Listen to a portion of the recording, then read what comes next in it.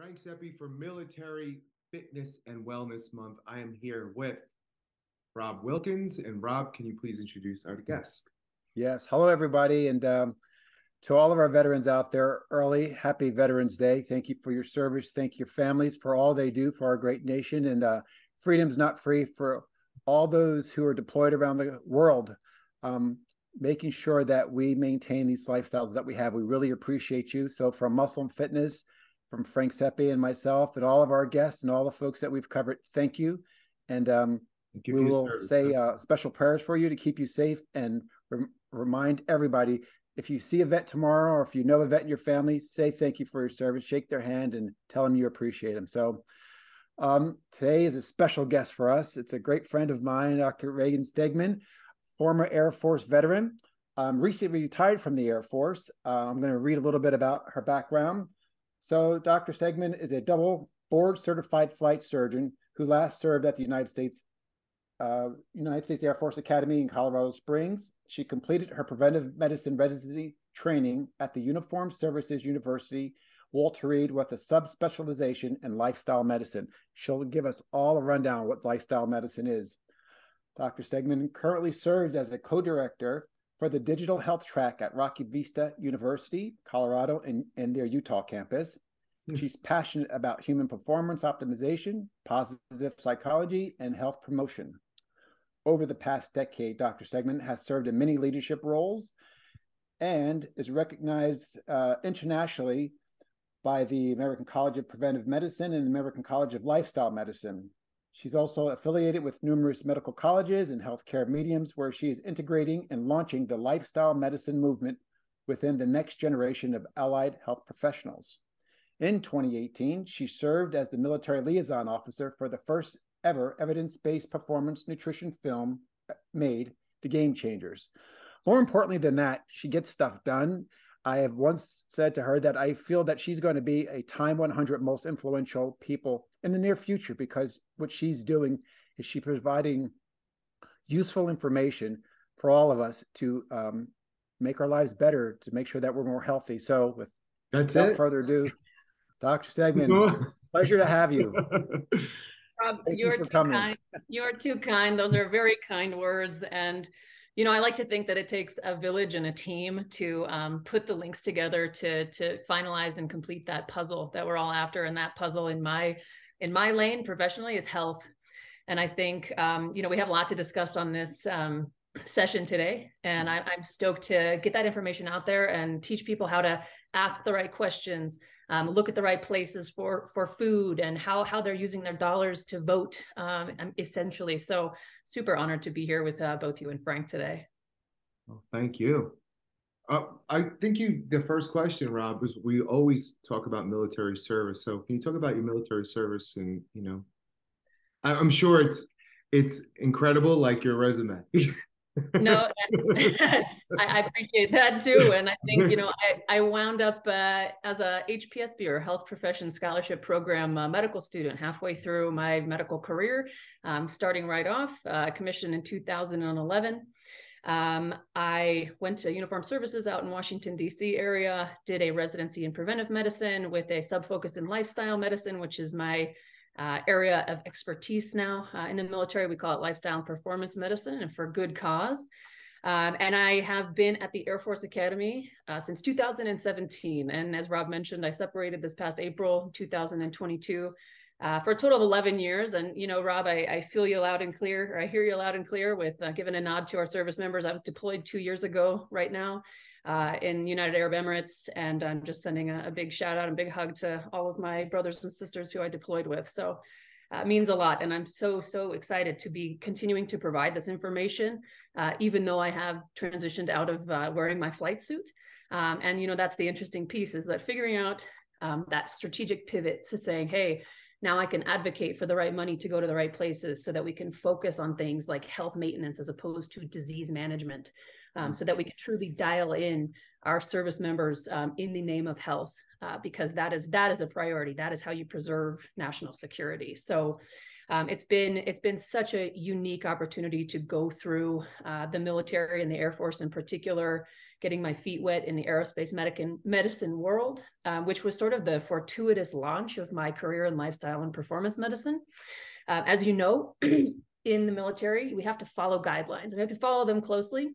So all I did was a little bit of homework, and I researched AFIs, or Air Force Instructionals. And wouldn't you know, the AFI 48-101 that governs the aerospace medical enterprise, which is basically what I am supposed to be delivering as a flight surgeon, there is an entire chapter on human performance optimization, sustainment, and enhancement. It's chapter 6. I'd give you all the decimals after it like a total nerd, but I'll spare you all.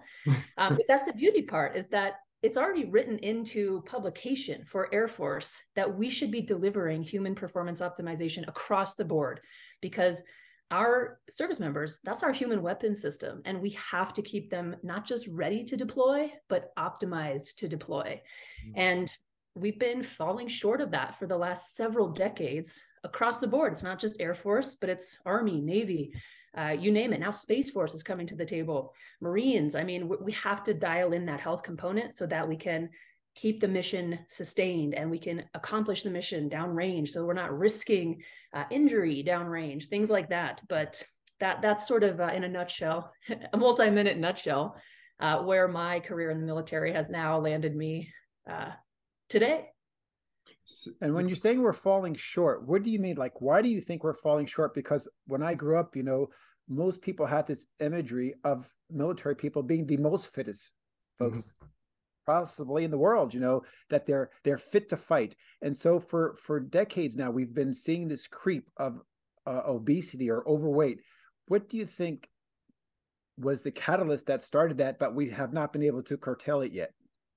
That's a great point. And I think, one of the statistics that I read and found with some pretty profound research during my residency training was out of the Journal of Behavioral Medicine. And it cites that we recruit the healthiest men and women in this country into the military. We let them serve, separate, or retire, and cross-match to civilian counterparts. Veterans are the unhealthiest Americans in this country.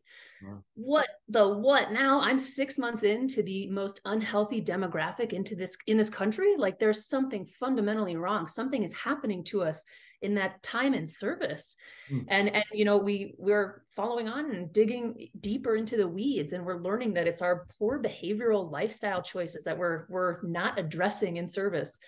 Things like not eating healthy whole foods, consuming too much alcohol, using too many stimulants like caffeine or Monster energy drinks, just unhealthy lifestyle behaviors that are contributing to these chronic degenerative diseases like overweight, obesity, pre-diabetes, diabetes, chronic pain, even things that are de-optimizing our deployability.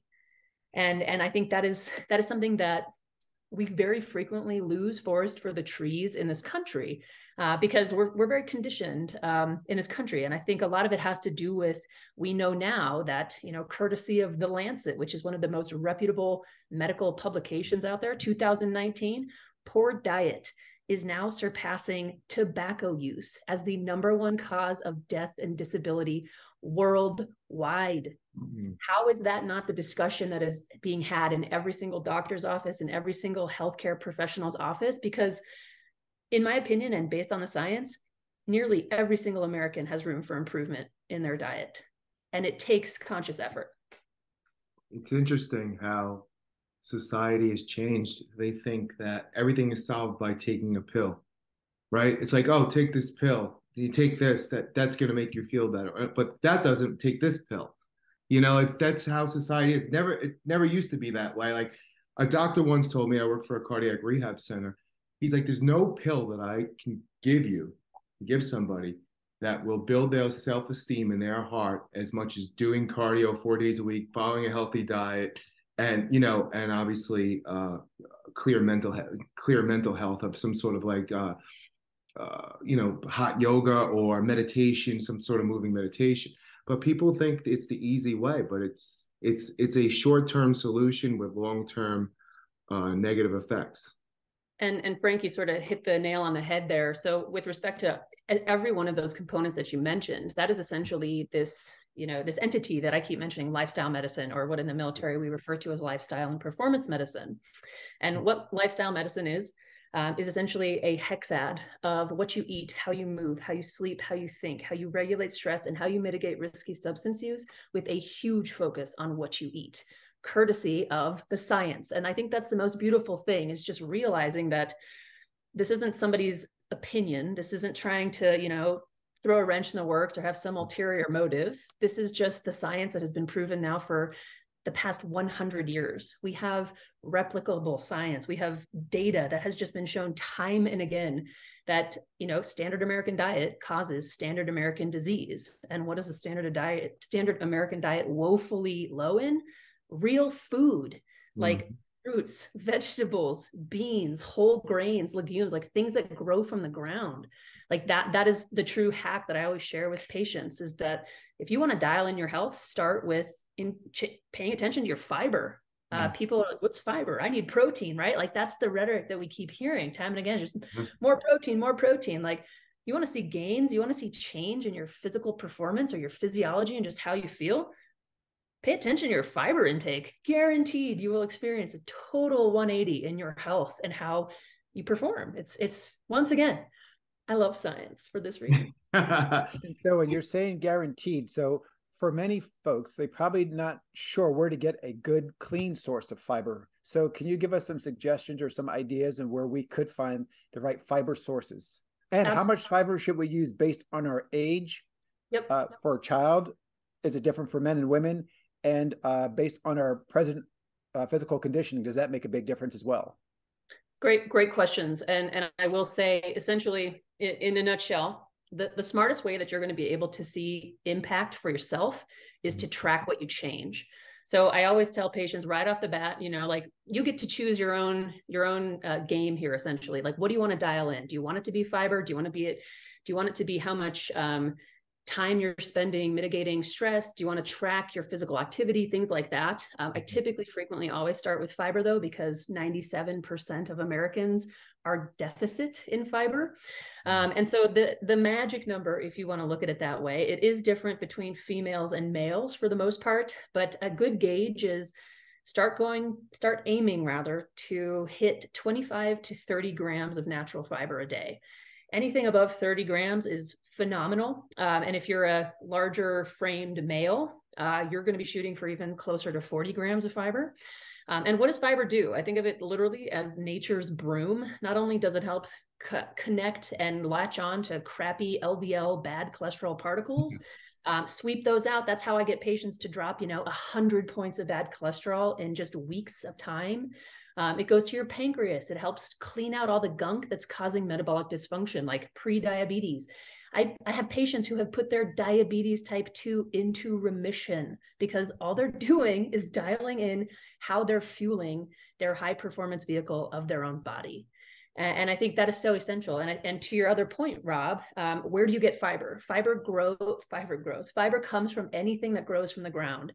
A quick Google search can give you some of the highest yield fiber. If you want the biggest bang for your buck, legumes and beans. So that's a phenomenal source of not only protein, but a fancy word called phytonutrients and anti-inflammatory components, but also really significant fiber impact in beans like lentils, black beans, kidney beans, black-eyed peas, you name it. Really, really remarkable food. High impact is beans. So for our fitness audience who are guys and girls who are ripped up and they look great and they look in the mirror, that's not an indication of good health. I think people get confused. There was a doctor who helped create metrics back in the day, Dr. Scott Conley, who wrote a book about the importance of fiber in taking fiber with every protein shake, that not only, that he had like 3 protein shakes a day, whatever it was back in the day, that kept his stomach filled, clean you out. Yep. But it's funny how people look the part, but they don't get blood tests. They don't check. Myself, I went and got a huge panel. It was a $13,000 blood test panel for a wellness. It was like everything that you want to know. And they said, you're allergic to eggs, peanuts, shrimp, whey protein. I'm like, are you telling me the things that I'm eating on a daily basis? And just by changing certain things, like I started doing plant protein instead of whey, my liver enzymes dropped.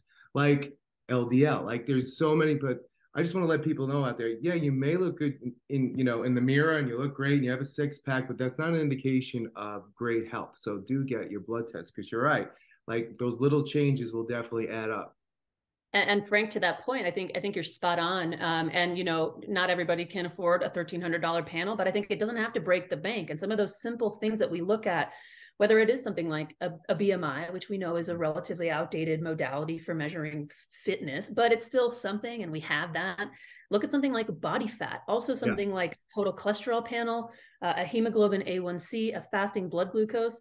I will tell you that about 85 to 90% of the flyers who I saw in my clinic, in my lifestyle performance med clinic at the academy, so arguably the cream of the crop, the healthiest of the healthy in the Air Force, 85 to 90% were de-optimized in either their bad cholesterol, their weight, their metabolic markers, or just inflammation in general. And so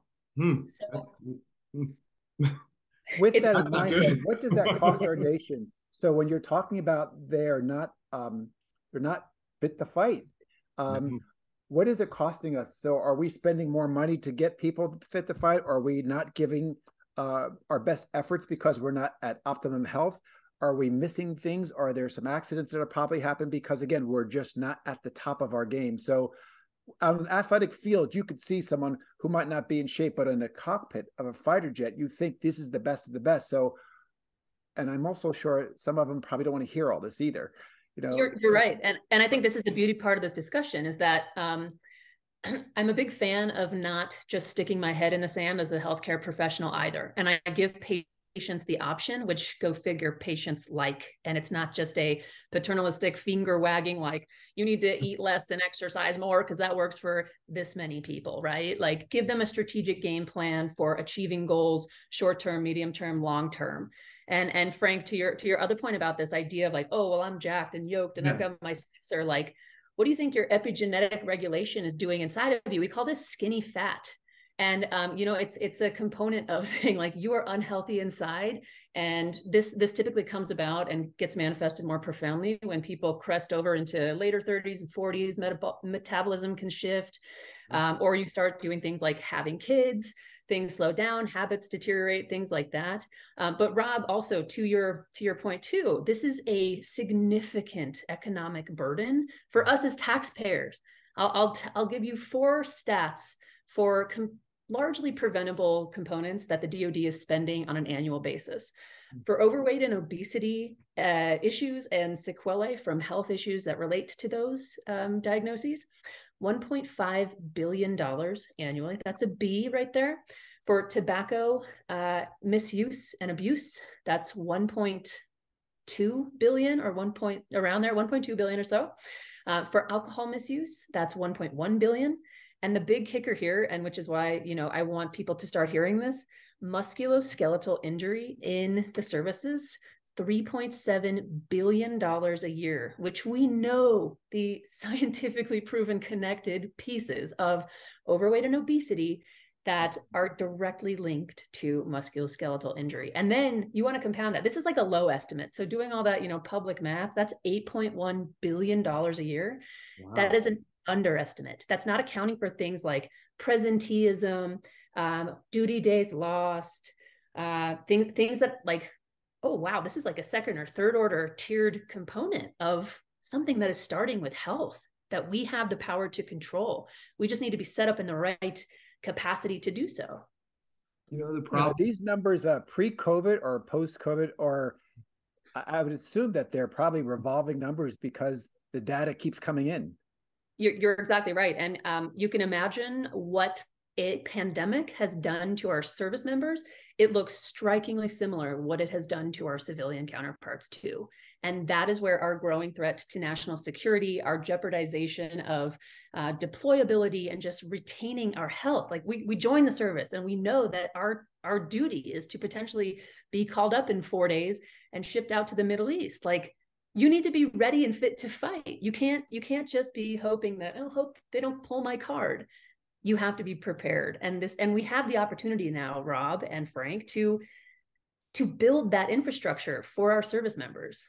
How do you combat some of the cultural changes? Like we were just talking before about the energy drinks and the abuse of caffeine to stay alert. And I'm sure as a pilot, you need to stay alert. And what are some of the natural things that you can do to combat that? Because now even kids, it's just a cultural thing. They're going to Starbucks, caffeine. They're going into, 7-Elevens and all these convenience stores, drinking energy drinks like it's water. I saw one kid drink three of them. I'm like, what are you gonna do? Paint a house? Like three of them. Like how do you combat that? And like what are some of the natural things you can do to stay alert and have energy besides losing obviously body fat and Well, Frank, this is exactly what I saw downrange too, in the middle of at Aldafra. People were having like 2 or 3 Coca-Colas with every single meal. And I'm like, guys, do you know how much sugar is in that? Not to mention caffeine, not to mention just empty calories. Like nutrient density of soda, 0. You get nothing from that unless you need to like run from a mountain lion, which that's not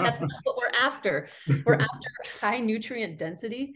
And really, we have to find that sweet spot of saying, we know that the culture within the military is severely de-optimized, and we have to just, once again, give people the option and not make it prescriptive, force it upon them, but say, try this out. I'm a a doc in the space of pilots, and I say, use this opportunity to be your own best test pilot, because it will mean nothing to you unless you physiologically experience the impact of something like dialing in your food. Guess what? If you dial in your food, you start eating real food, less processed crap, less synthetic sugars, flavorants, colorants, all that kind of junk that we are so habituated to in this country, your body is going to automatically crank up that energy dial.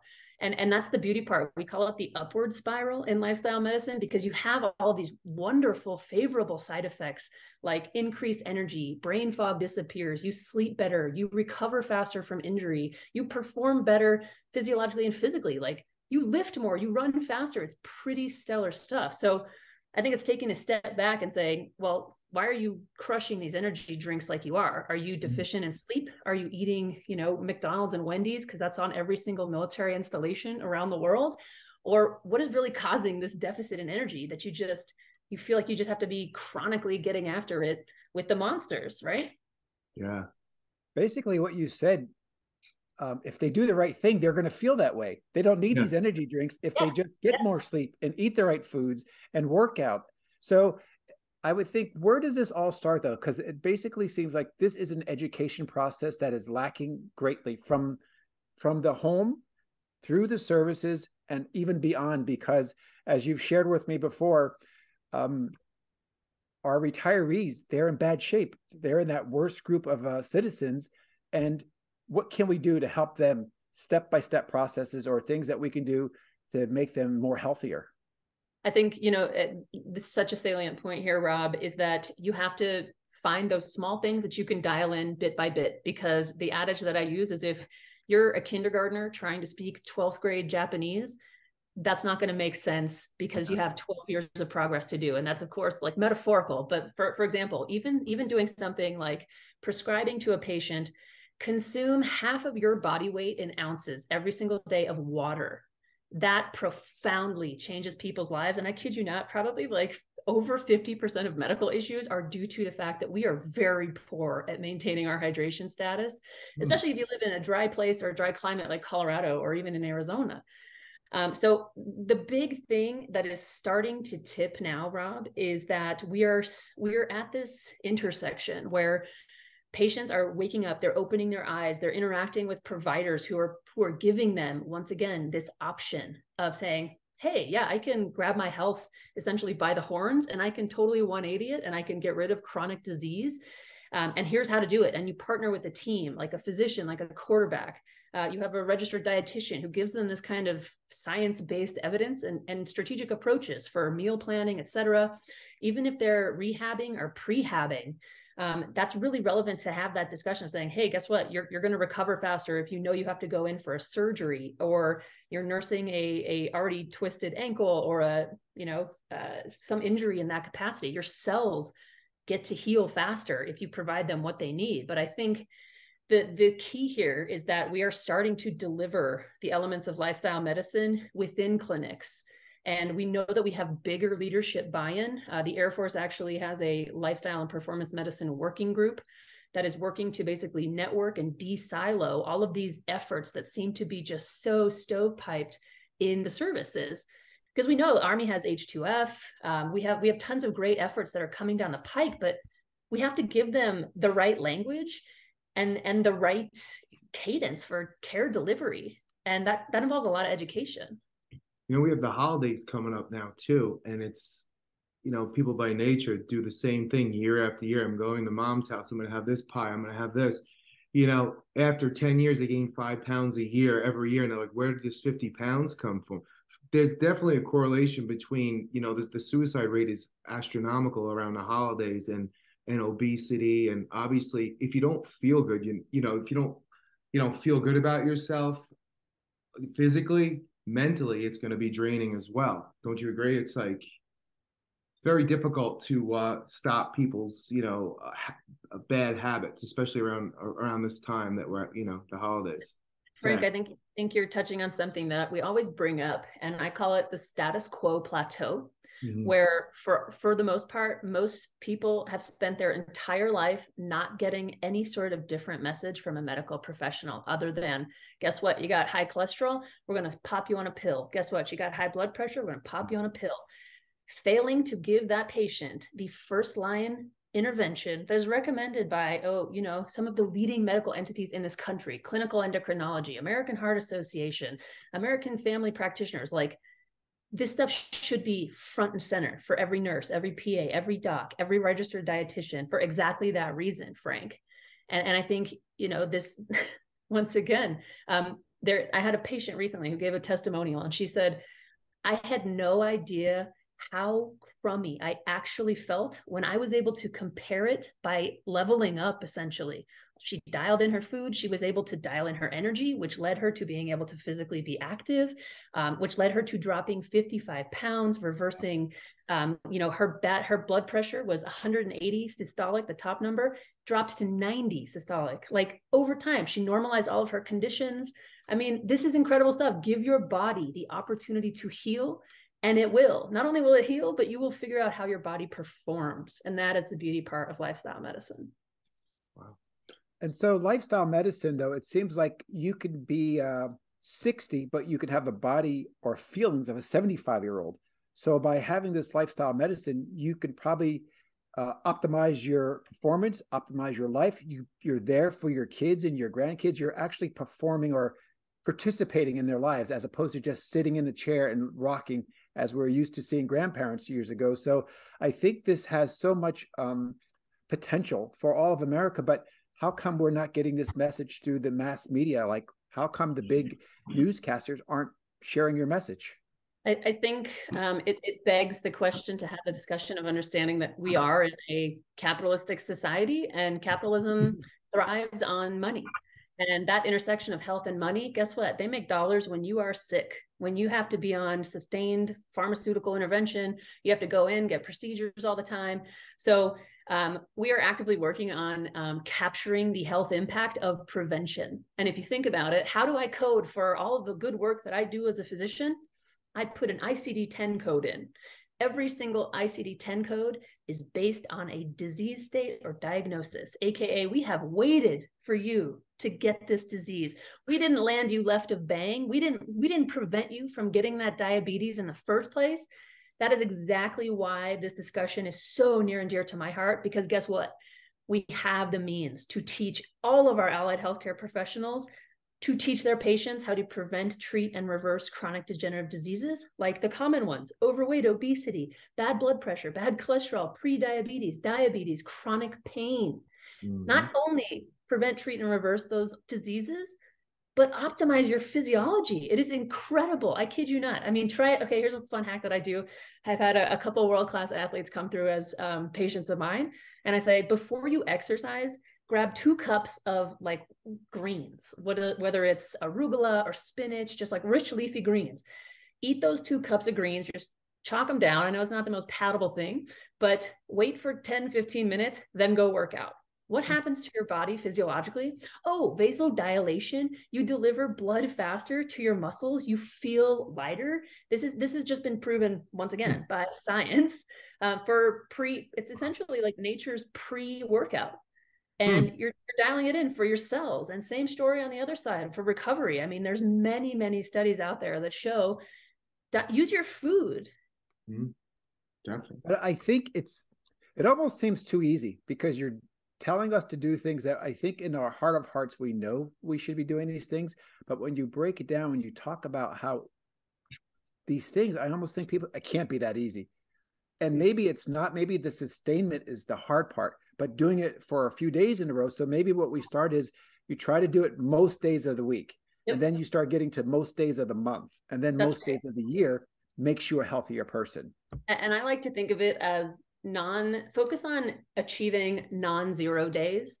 And what does that mean? That means even if you eat 1 or 5 grams extra of fiber a day, and your goal is to start increasing your fiber intake every single day, even if on Tuesday you only eat 1 extra gram of fiber a day, that is a non-zero day. Maybe Wednesday you're going to eat 2 or 3. You're just going to grab a couple of bananas or tangerines and walk out the door with them and say, hey, cool, I know I have to eat these.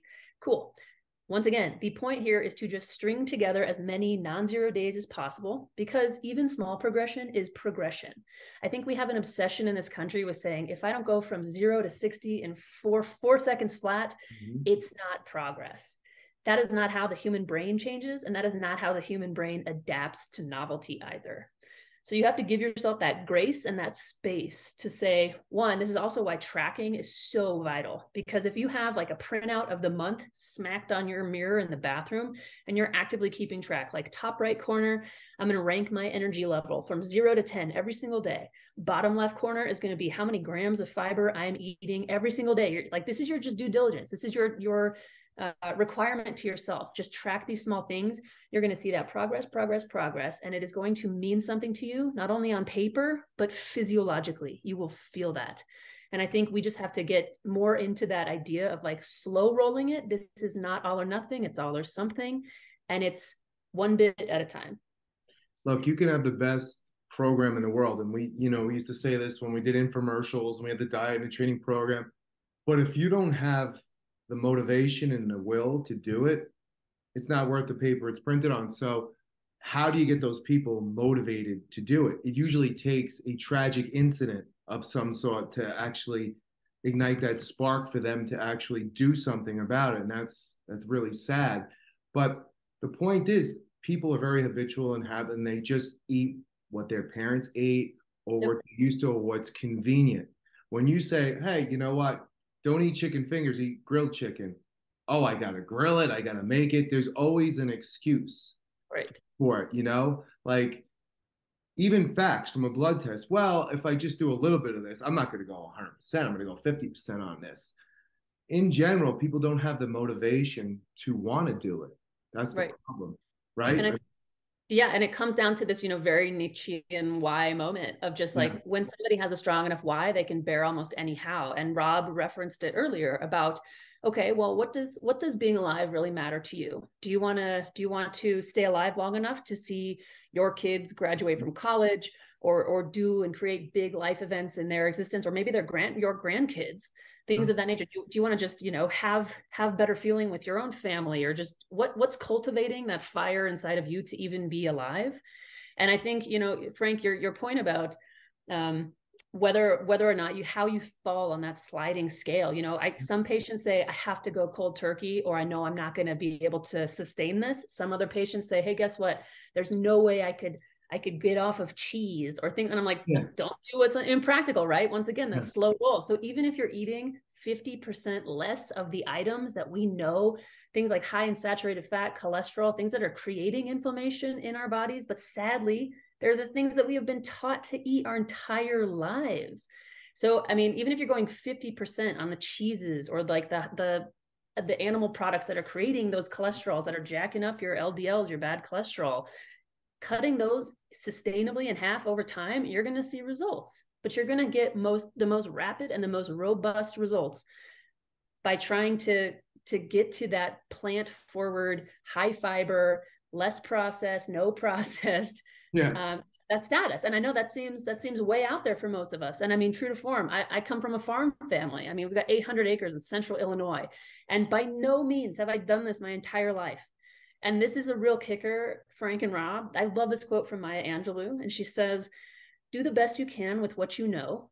And then when you know better, do better.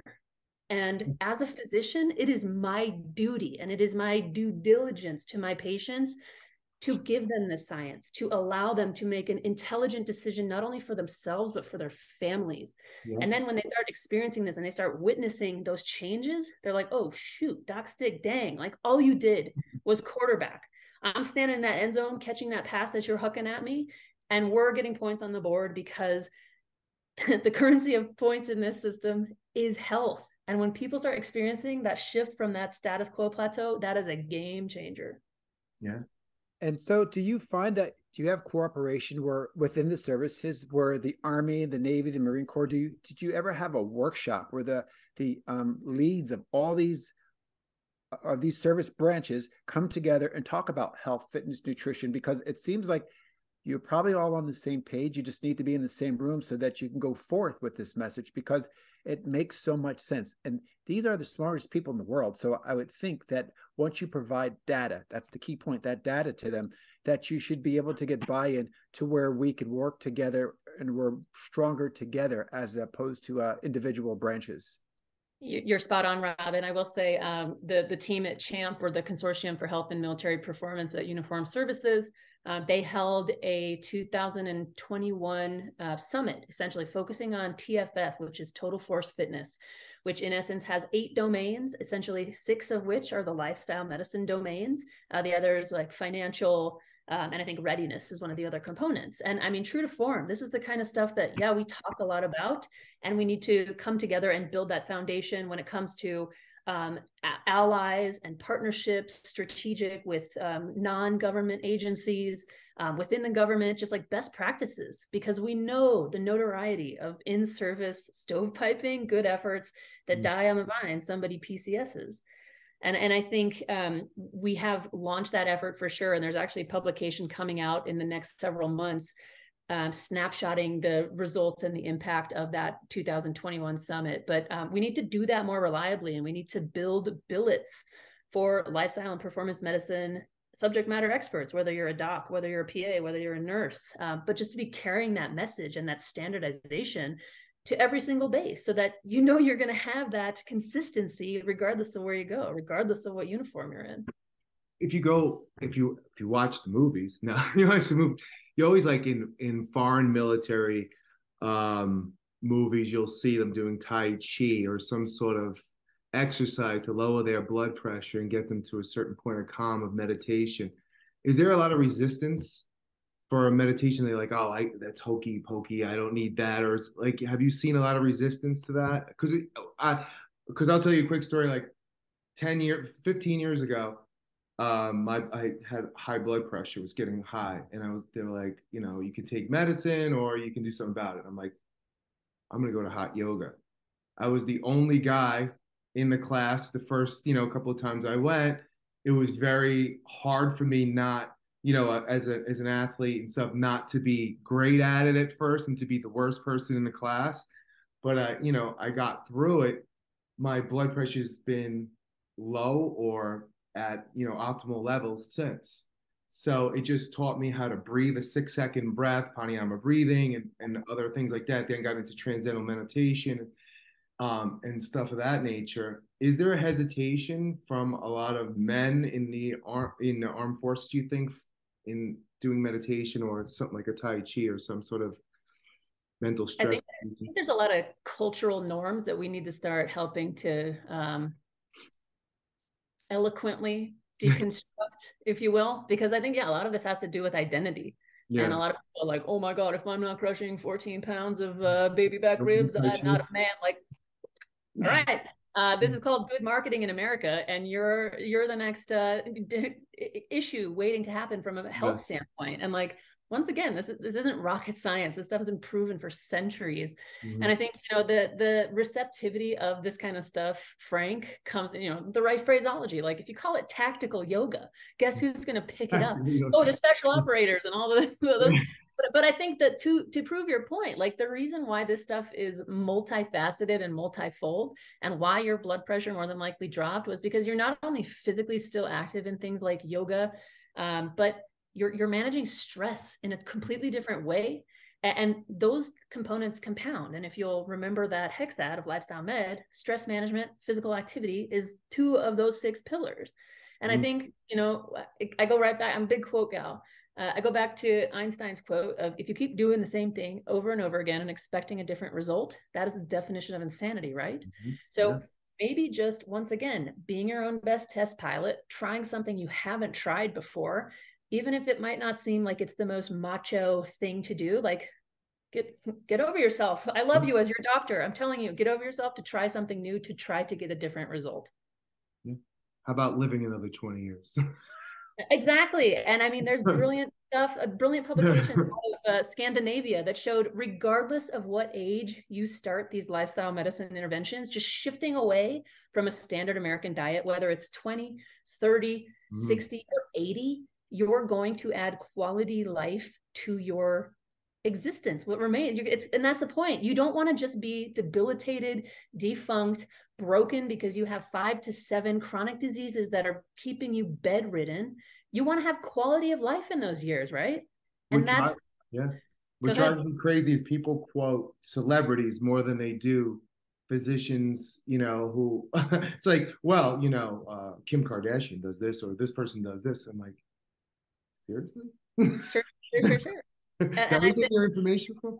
Like, I don't know. Maybe you want to go to a doctor. I don't know. But that's it. And I think we have to pay attention to that kind of nuance, because there's a lot of bad, I hate to refer to it as bro science, but that's a thing too. And if you think about the diet industry in this country, what I tell my patients, diet is a 4-letter word. Diets also fail. You have to do what is long-term, sustainable, not just pandering to the American and all of us. That is, hey, I wanted to lose 10 pounds like 5 minutes ago, right? So for example, if you think of something like keto, pay attention to the sociocultural components of keto. I mean, we're in an older demographic. As a elderly millennial myself, what does keto sound a lot like? A lot of high animal protein, high animal fat. Sounds a whole heck of a lot like Atkins diet or South Beach diet. All of those diets, for those of you who are not familiar, are diets that came like 20, 25 years ago. And diets just do this. Whoop, whoop, whoop, whoop. They lock on to that American in all of us that wants those short-term gains, but not that long-term health investment or sustainability. That is the entire MO behind lifestyle medicine. Is one, it's your goals, you choose them. You have a healthcare professional savvy in lifestyle med or lifestyle performance med to help you do that. The biggest return on investment is your longevity and your sustainability in this space, because there is nothing like, Rob, Benjamin buttoning when, I've got 06 colonels coming up to me and saying, hey, Doc Stig, I was at a gala event last night and some general taps me on the shoulder and asks me what I have done to erase the 20 years off of my face. And all he does is say, oh, well, I got a flight surgeon who's savvy in lifestyle medicine, and she can give me that currency. She can help teach me how to do that. It doesn't have to be a doc either. Just ask the question, stoke the fire. There's a civilian entity, American College of Lifestyle Medicine, which you can Google and find a lifestyle medicine professional near you. They have a whole map of the US. And it's catching on. This is one of the fastest growing subspecialties in medicine, and rightfully so, because what are we doing now? We are healing our patients. That is why most of us go into medicine in the first place. And the fact that we now see that rubber meeting the road, that is the most beautiful feeling when a patient comes in and is like, oh God, look, I've normalized my cholesterol. I'm no longer pre-diabetic. I've lost 20 pounds and I've kept it off. Oh, by the way, my wife has started seeing same results. My kids start feeling better. Like attitude change. Like it's pretty remarkable, but you have to be that fire starter and you have to help maintain that. And once people see results too, it gets them, psyched up to keep moving forward. But it's funny, like you were talking about the diet plans, people use them as excuses too. I'm like, I thought you were on a nutritional plan and they'll be drinking wine. Like, I'm on the Mediterranean diet. There's always an excuse. I'm eating bacon and this and that. I'm on the Atkins diet. Everybody has an excuse for everything. How about the nutritious, life-saving diet? How's that working out for you? Exactly. So I do think it does. In my opinion, like it starts with the people in this culture who we give credit to and who have always held that credibility, but who, once again, now we know better and we're doing better now. But we have to make that system wide, especially in the DoD and especially in the VA too. And you know what? Mark my word, it's 2022 now. This is truly transforming. And there are remarkable people still carrying this torch in the DoD, in the VA, whether it's through the whole health within the VA, whether it's through the lifestyle performance medicine that is now just catching fire because people love helping patients heal, right? Yeah. So it's remarkable. And so we've talked a lot about nutrition and diet. What about physical activity and exercise? And if you can you give us the difference between physical activity and exercise? Absolutely. I think this is a great point to bring up too, because we absolutely need to dial in. Once again, that is one of the core components of that HECS out of lifestyle medicine is physical activity. And I think finding that sweet spot of saying, even doing something as simple as walking around the block and moving your body, once again, that's a non-zero activity. You're absolutely meeting a mark. There's research out that shows even not walking something like between 1 and 2 miles a day is a high risk activity for health. If you think about that and how many people are just sedentary and sitting behind a desk for most of their day, charting, seeing patients, doing computer work, things of that nature. I think we get quite obsessed with like, oh, I'm not, breaking a sweat and covered in sweat and running and sprinting, doing marathons. Like that's what a lot of us think of as exercise. But I mean, really just keep it simple. Getting your body in motion is the physical activity piece that will help sustain its longevity. Things also from the standpoint of like weight bearing versus aerobic exercise and just using your own body weight as resistance, like small hack things. Like you don't have to go to the gym every day if you don't want to. Like your torso on top of your legs doing lunges is great. Doing push-ups, even if they're modified against a wall, you're built to basically build yourself. I think that's the beauty part of it too. And it is just as important from the standpoint of, hey, guess what? When you're moving, you're priming your body, your cardiac health, your neurologic health. Once again, the epigenetic regulation piece, turning on good genes, turning off bad ones, because you're challenging your body, you're building that endurance and you're building that power, and that creates healing in your body too. So I think that's really, really important to touch on as well. I think people have to realize too, it's a balance of everything. So like, I know there's so many exercise snobs out there. You have to do Pilates, and that's it. You have to do yoga. You shouldn't do weight training. You shouldn't do marathon, or you shouldn't do this. I think it's a combination of everything. Like you just said, it's the cardio component, it's the even just body resistance, it's stretching. I think people get too caught up with one form of exercise, and then if they can't do it, they get severely depressed and they stop. Demotivated. Yep. It's like they expect the expectations. If you said it before, just move. You shouldn't have any expectations of greatness. Just move and get out and start walking. That's what I tell people. Like, especially you don't have to be a champion bodybuilder. You don't have to be a marathon winner. Just kind of start moving and start getting into the groove and get in the habit of doing something and find something really fun that you like to do, because you'll do it more. Exactly. And I think it goes right back to that whole point of like, create every single day if you can, non-zero days. And I think it's just that disconnect where we hear walking around the block doesn't count as exercise. Like, sure as shoot it does. Absolutely it does. And I think that that's such an essential, once again, a habit that we need to break. And I think we've got a significant amount of habits that revolve around those 6 pillars that we just need to recalibrate. We need to unlearn a lot of stuff that we have been taught our entire lives.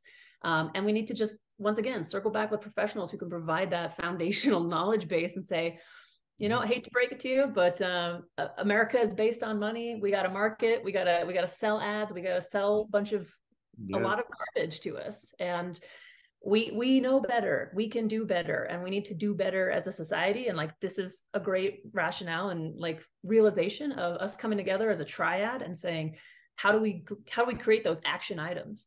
And I think it's getting people motivated to track their stuff, to track what they want to change, to have the discussion with a medical professional, to bring that to the table. and to find what is going to keep stoking that fire for themselves and their family. I saw the greatest thing the other day at the gym. A guy had a marble notebook. Remember the marble notebooks, writing in his notes, and people like they thought they saw a unicorn. They're like, "What is that?" Is he writing You're not poetry? using your phone to put the notes in. You're not using that. He was writing in a marble notebook. I'm like, hey, whatever works. That's beautiful though, because that is accountability. And that is why you see that progression. And that's why I say, hey, slap a month, 8.5 by 11 on your mirror. You see that progress, that reinforces that motivation in you. And that's the beauty part when you're like, oh shoot, all I had to do was pay attention to it. And that is the tipping point. It's beautiful to watch. And for some people, maybe it's getting a partner, as I often said, why should you have all the fun? Bring somebody along with you, and the both of you can get in shape, because 2 becomes 4, then that 4 becomes 8. And then people start saying you're making these changes and they want to be a part of that change. And what are you doing? That's often what you hear is like, what are you doing? Well, I'm doing the things that, that make common sense. They're not that difficult. And you don't have to be rich. Sometimes people feel like because they can't go to a gym, they can't get themselves in shape. So while it could be a little bit more difficult, there are other things that you can do. As we're starting to wrap up here, first of all, we're going to invite you back for more episodes, because I don't think this is going to cover enough of it. But so that our reader, our listeners, our viewers, and those who also read muscleandfitness.com articles, if you can give them maybe 3 to 5 things that are very simple that they can start with, can you drop some knowledge on that part, so that once the next time we follow up with you, some of them might be able to tell us some of the things that are, or how they've improved their health based on some of the information you provided to them. You bet, Rob. And I think, this is the baseline level of, one, learning that there is an option out there, and that option is lifestyle medicine or lifestyle performance medicine. So if you're interested to learn more, check out the American College of Lifestyle Medicine. I think it's lifestylemedicine.org. Pretty straightforward stuff. And then even if you're starting to try some, we call them biohacks in the business of just like, cool, what are some little tweaks that we can make to see improvements? As I mentioned prior with Frank and Rob both, I tell most of my patients who come for their first lifestyle performance med consult, start tracking your fiber. Start looking at what kind of physical activity you're getting, how many minutes you're getting. Look at things like your sleep. How many minutes of sleep are you getting? Whether that's something like you're wearing a wearable, you're tracking it to your Apple Health, something like that. It doesn't have to be, proprietary. Use whatever works for you. Put in a notebook. Went to bed 10:30 p.m. Woke up 6 a.m. Felt rested. Like things like that. I mean, the old school analog stuff works just fine as well. But I think the biggest thing is figure out which of those lifestyle medicine pillars you want to focus on first. What is that big kicker? Like, is it the food? Because in America, we emotionally eat. We don't have healthy outlets for things like mental health, like talking about being comfortable talking with a lot of those things. We're working on improving that. But a lot of us, for example, eat our feelings. Yeah. That is something fundamental that we need to address. So there's multiple angles that intersect within these pillars. So figure out what your why is, figure out which of the 6 pillars you would want to focus on first, then start tracking that over time and use that objective system. So a 0 to 10, 0 is the worst, 10 is the best. Just rank it over time. Top right corner, measuring your energy, 1, 2, 3, 4, 5 through 30, 31. Bottom left corner, you're tracking your fiber, 25 grams Monday, 26 grams Tuesday, things like that, just to start getting in the feel of it. Well, those are easy steps. Is there a place where we can track you? Do you have a podcast? Do you have a website or a Instagram or something where we can find out and maybe some of the articles you might have shared or written? Absolutely. So I'm on LinkedIn. You can typically just type in Doc Stieg, so DOC and then Stieg, STIEG. I'm also on Instagram as well at dr.stieg, so dr.stieg. And really, I really try to repurpose a lot of the publications that are out there because there's tons of them. So not reinventing the wheel, but customizing our spokes, so to speak. And I think that being able to redirect, and I do get a lot of my patient materials, provider materials from the American College of Lifestyle Med, and many other entities. So maybe that'll be a follow-on for our next discussion, just like where is good science available and reliable science. So would love to further launch that. And Rob and I are going to start mall walking together. I love it. Can I come? Of course you can. Absolutely. Thank you for your time. I know you have a packed schedule all the time, so I'm looking forward to continue to work with you, and we're going to tackle the world and do as much as we can to make America fit, to make our service members more fit. But it's really for our nation. We have to be healthy for the defense and for the well-being of our nation. So thank you for all you're doing and continue to do. And I can't wait to hold that Time magazine saying you are one of the Time's 100 most influential people. So thank you, Doc Stiegmann. I appreciate really appreciate it, Rob. Thank Frank, you so much. thanks for letting me chat with y'all today. It's a pleasure. All right. Pleasure. Thank you. Thanks, everyone. Bye. Good night. Night.